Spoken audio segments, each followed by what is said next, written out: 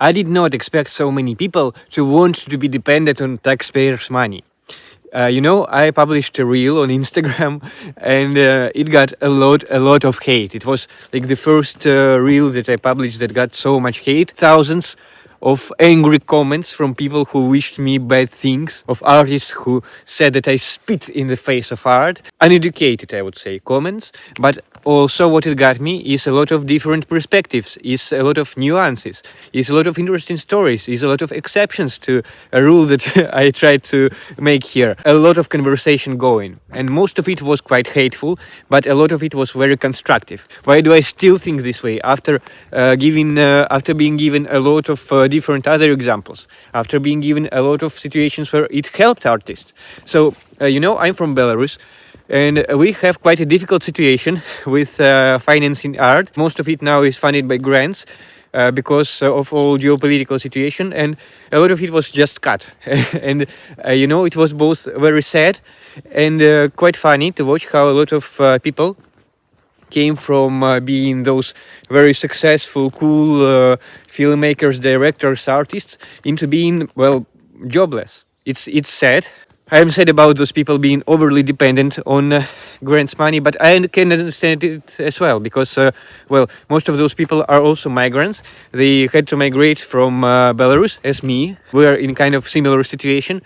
But, this attitude that everyone needs to give you money, the taxpayers in United States, the taxpayers in Europe, the taxpayers in the country you live in now, the taxpayers in Belarus, they all should somehow give you money just because you are an artist and that you make art, is hilarious. I dislike this approach so much, but why do I think it's ineffective? Why do I think it's bad for artists themselves? I am both a filmmaker who does films for the last dozen of years, and a visual artist who just had a solo exhibition, and after this exhibition most of my best works were somehow destroyed. A lot of action is going with my art. We are currently exploring different places, different perspectives, different other artists. Here is a list of things that happened lately to my art.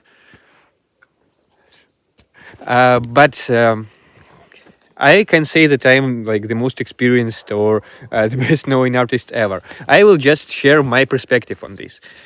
So, when an artist wants to get government funding, what should he do? He should apply to a certain program in which he should structure it and write it and structure his thoughts and his creativity in a very certain particular way, in a way that benefits government or that benefits current geopolitical agenda, current talking points of this government, or talking points of international organizations that gives grants. Why do I think it's worse than a situation where a market dictates? So I had a lot of arguments about, when market dictates you what you should do, your art becomes this commercial slop. I partly agree with it. In some ways it does, but you see, there are a lot of very different markets. There are markets according to any kind of need. There are very niche markets. There is quite a global market. There is market that targets to rich people who are, as they say, laundering money. I dislike this phrase, but okay. Also, there are very small audiences and communities. There are hundreds of ways to monetize your art, and I'm not speaking from a perspective of an expert, because what was my way of monetizing art? Let's say I do two things now. I do films and videos in my video production. It's first thing, and I do artistic visual work. It's second thing, and I develop it very rapidly. When I understood that this second thing is something that I would like to develop more, that I have unique ideas on, I understood also that this first thing, filmmaking, it can go in a straight line. I can develop it straightly without being much of an innovator, without being much of adventurer in terms of film. I just do as I done in the last years. I adapt to situation somehow, but still, where I get my money from filmmaking. It's a form of art, but some may say that some of my works are commercial slop in terms of filmmaking. It's okay, because for all other artworks that I make, I'm not dependent on no one, neither on grant institutions nor on market nor on anything. I have quite a long-term strategy that I apply to it, and I have some collectors, I have a lot of people interested in it, but there is no rush completely. There is no rush to monetize it like today and now and here.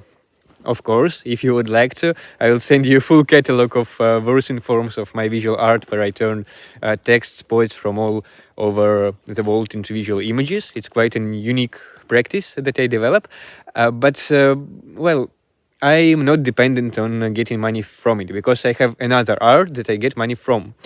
So if you feel like artists that are dependent on market will do only commercial slop, well, you can dedicate part of yourself to making this slop, or it may not even be slop. It may be something very valuable and good, as many of my films are, even if they are done for clients or for the city or for another thing. And when artist is dependent on solely the government or grant institution, not only does he apply this conjuncture, he becomes like a propaganda machine, like a speaker. Even if you are not in an authoritarian or dictatorship society, you still like are just a function in this state system. You are just spreading talking points of that state. There are of course exceptions, and artists that can somehow take oppressive states' money and turn it into something very radical,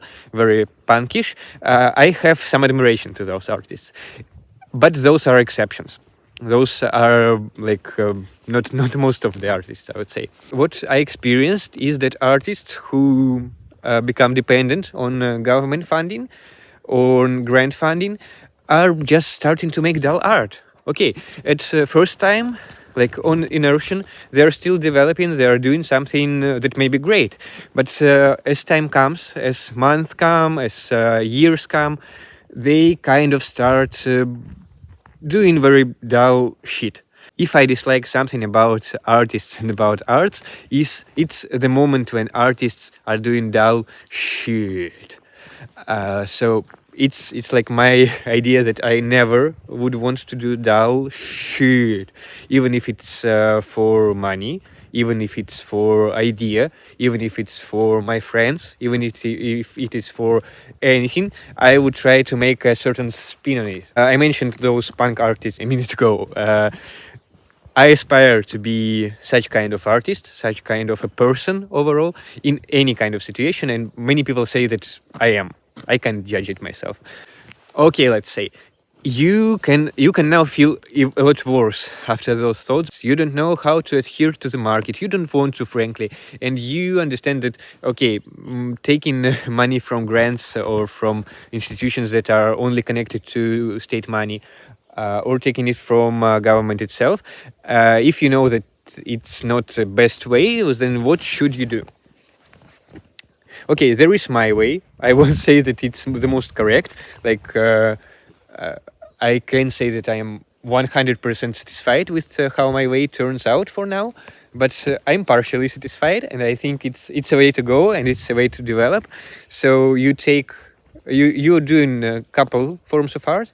You take one, and you are feeding yourself of it, and you select the other, and you develop a long-term strategy of what to do with it and how to monetize it eventually, with developing this as your practice, with this becoming your thing of life, would say. Of course you may change things, of course you can develop them in completely different way. You have two forms, or two a bit different distinct forms of art. You take one, it becomes more commercial. You take second, it becomes very personal, very genius to you. Another way, you understand that you have something similar to what market wants. You select the market that you want. Market is never something singular. There are thousands of different markets. There are markets of like 10 people in a village. There are markets of millions of people in a country or in a part of the world. There are very niche markets on select topics. There are well, I can name like dozens of different examples. Maybe I will list them here. You can select one of those and agree to be a part of that market, like develop it and grow with it. And your art also saturates it, makes it richer, and makes yourself more rich as well. What is different way? You get a job and you do art in the moments when you don't have this job. You get like stable, let's say, job. You still have many hours a day where you are not working.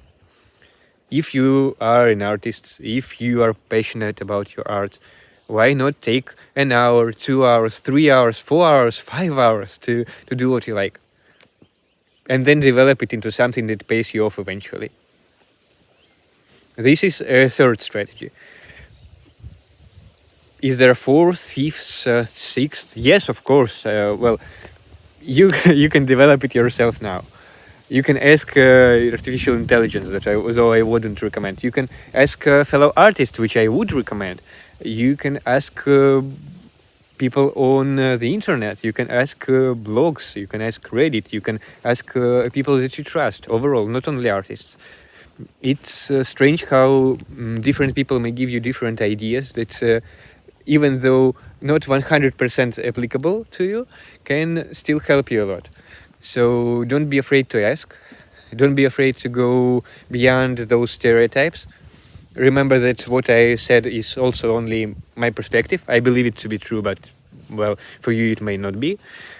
And do not do dull things. Do not become overly dependent on one source of income, on one source of financing, because then, for example, a certain politician comes, destroys this source, and, well, what do?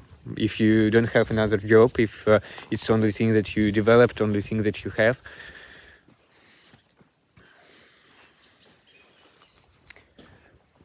Thank you that you watched this. You may share your thoughts and opinions in comments.